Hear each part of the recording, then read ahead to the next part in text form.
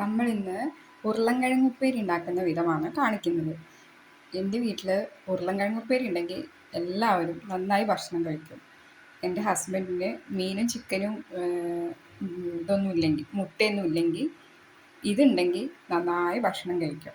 അതിന് വേണ്ട കാര്യങ്ങൾ എന്തൊക്കെയെന്ന് വെച്ചാൽ, നമ്മൾ ഉരുളൻകിഴങ്ങ് നന്നായി വട്ടത്തിൽ നുറുക്കി അതിൽ മുളക് പൊടി, മഞ്ഞൾപ്പൊടി, ഉപ്പും പുരട്ടി കുറച്ച് നേരം വെക്കണം. അതുകൊണ്ടാണ് ഞാനത് പുരട്ടുന്നത് കാണിക്കുന്നത്. കുറച്ച് നേരം വെച്ചിട്ട് നന്നായി ഉപ്പും മുളകും മഞ്ഞൾപ്പൊടിയൊക്കെ അതിലേക്ക് പിടിക്കണം. എന്നിട്ട് നമ്മൾ എണ്ണ ചൂടാക്കണം. ചൂടാക്കിയിട്ട് ഇത് ചൂടായതിന് ശേഷം ഇതിങ്ങനെ ഇട്ട് കൊടുക്കണം.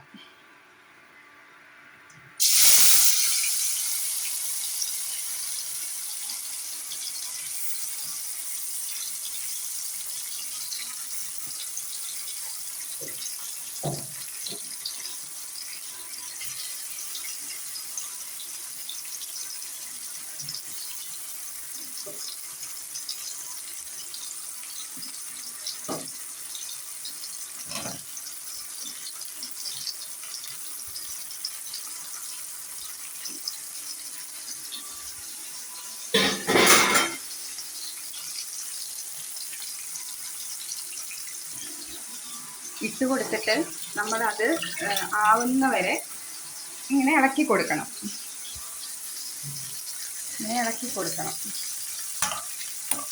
അടി പിടിക്കാണ്ട് നോക്കണം.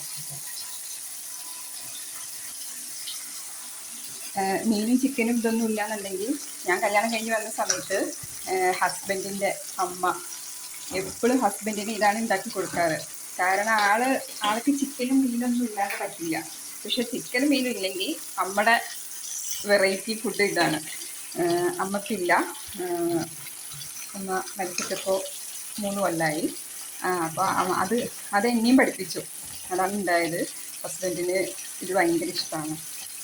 പിന്നെ അത് മാത്രമല്ല, ഇത് നമുക്ക് എളുപ്പം ചെയ്യാൻ പറ്റുന്ന ഒരു പണിയാണ്. കാരണം എന്താ പറയുക, അധികം സാധനങ്ങളൊന്നും വേണ്ട,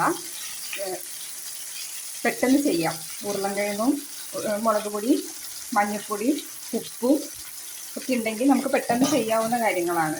താഴെയാണ്, എളുപ്പമുള്ള പണിയാണിത്. കുട്ടികൾക്കാണെന്നുണ്ടെന്നുണ്ടെങ്കിൽ ഇത് പെട്ടെന്ന് ഇഷ്ടാവും. അങ്ങനൊരു നല്ല വെറൈറ്റി സാധനമാണിത്. ഇനി നമുക്കിങ്ങനെ ഇടയ്ക്കിടയ്ക്ക് ഇളക്കി കൊടുക്കണം.